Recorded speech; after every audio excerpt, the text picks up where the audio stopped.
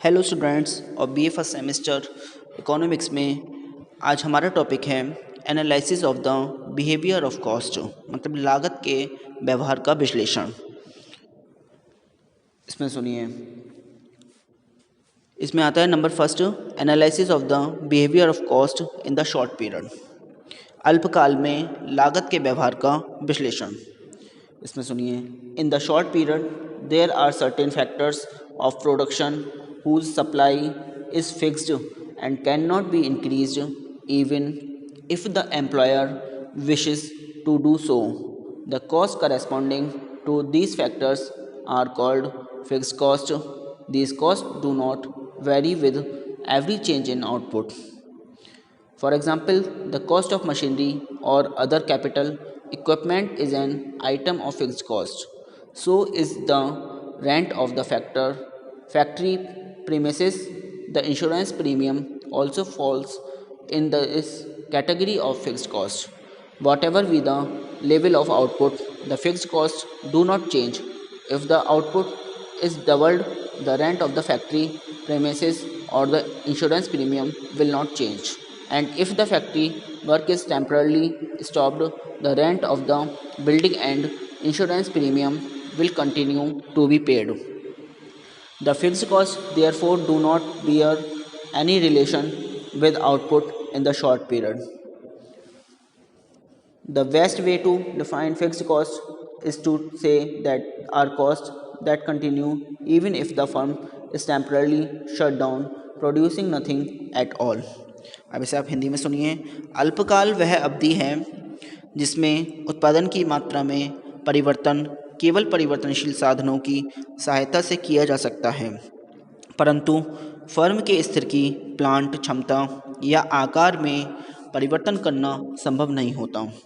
अन्य शब्दों में, अल्पकाल में स्थिर प्लांट क्षमता के साथ परिवर्तनशील साधनों जैसे कच्चा माल, मानव शक्ति मतलब रॉ मटेरियल्स, मानव शक्ति, मैन पावर आदि में परिवर्तन करके उत्पादन की मात्रा को सीमित आकार में बढ़ाया जा सकता है। इस प्रकार अल्पकाल में प्लांट के आकार को, जो प्लांट का साइज़ है उसको बढ़ाकर उत्पादन में वृद्धि नहीं की जा सकती है, प्रोडक्शन में इंक्रीज नहीं की जा सकती हैं। अतः अल्पकाल में उत्पादन की मात्रा में वृद्धि करने के लिए कुछ लागतें स्थिर होती हैं और कुछ लागतें परिवर्तनशील होती हैं, मतलब कुछ फिक्स्ड होती हैं और कुछ वेरिएबल होती हैं। इस काल में लागत उत्पादन मात्रा के संबंधों का अध्ययन औसत स्थिर लागत, औसत परिवर्तनशील लागत और औसत कुल लागत व सीमांत लागत के संदर्भ में किया जाता है। अल्पकाल में लागत का अध्ययन निम्न शीर्षकों के अंतर्गत किया जा सकता है, मतलब जो अल्पकाल में शॉर्ट पीरियड कॉस्ट प्रोडक्शन की हाँ सुनिए, तो नंबर ए आता है टोटल कॉस्ट, मतलब कुल लागतें।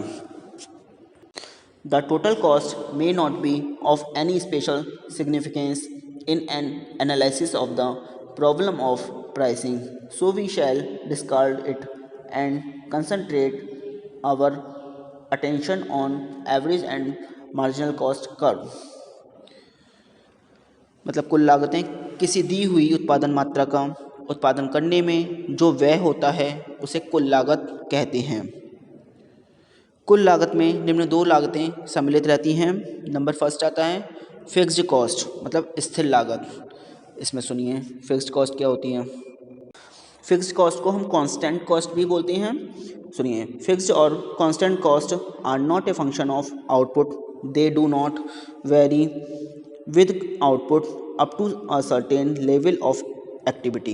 These costs require a fixed outlay of funds irrespective of the level of output, rent, property, taxes, interest on loans, depreciation when taken as a function of time and not of output. However, these costs also vary with the size of the plant and are a function of capacity. Therefore, fixed costs do not vary with the volume of output within a capacity level. Fixed costs to an economist are overhead cost and to an accountant indirect cost. However, a clear line of distinction is sometimes not possible. For example, depreciation, often taken as fixed, cannot be considered as fully fixed. Although depreciation is mostly related to time, a substantial part of it depends on wear and tear, which would be strictly variable. Fixed costs can be avoided. These costs are fixed so long as operations are going on. They can be avoided only when operations are completely closed down. We can call them as inescapable or controllable cost, but there are some costs which will continue even after operations are suspended, as for example the storing of old machines which cannot be sold in the market. Some of the fixed costs such as advertising etc are programmed fixed costs or fixed cost expenses because they depend upon the discretion of management whether to spend on these services or not. मतलब स्थिर लागत का तात्पर्य उन व्ययों से है जिनको प्रत्येक अवस्था में व्यय करना पड़ता है, चाहे उत्पादन की क्रिया बंद हो या चालू, अधिक हो या कम। स्थिर लागत उत्पादन के आकार के साथ नहीं बदलती। स्थिर लागत वह लागत है जिसकी कुल राशि अल्पकाल में उत्पादन की मात्रा में परिवर्तन होने पर पूर्णतया अपरिवर्तित रहती है। गणित की भाषा में यदि उत्पादन की मात्रा शून्य है तब भी स्थिर लागत धनात्मक होती है, अर्थात उत्पादन कार्य बंद हो जाने पर भी फर्म की स्थिर लागत पूर्ववत रहती है।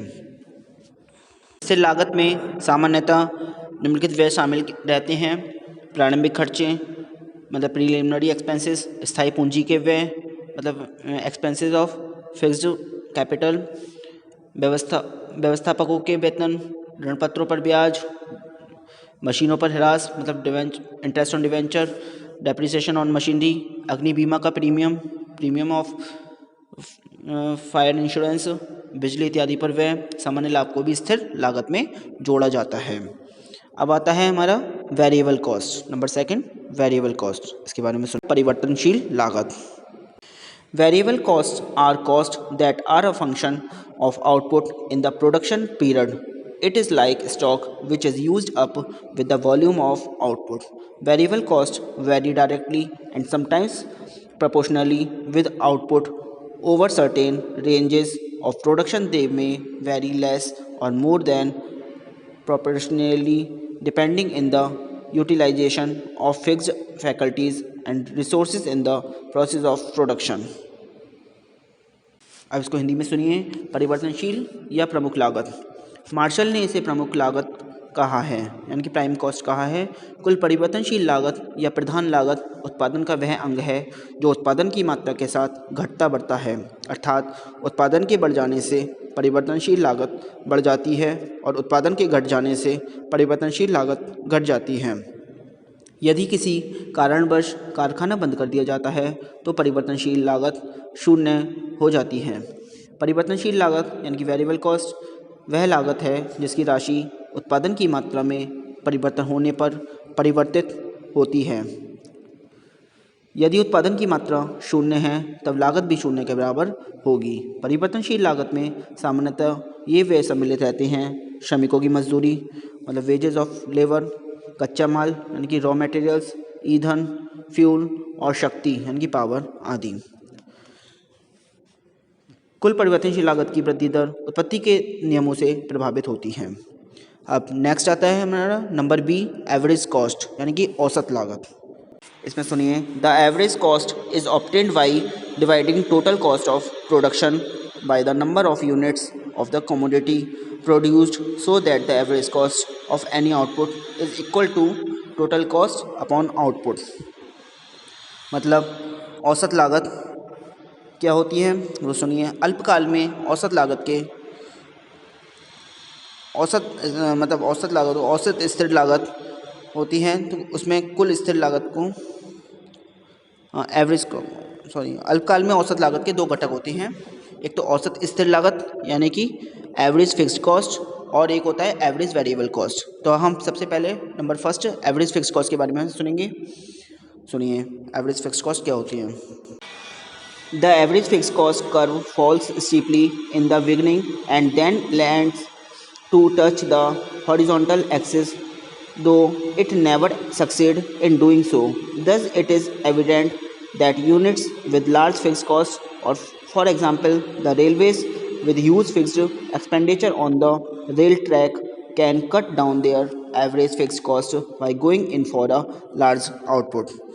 मतलब कुल स्थिर लागत को कुल उत्पादित वस्तु इकाइयों से भाग देने पर औसत स्थिर लागत प्राप्त होती है।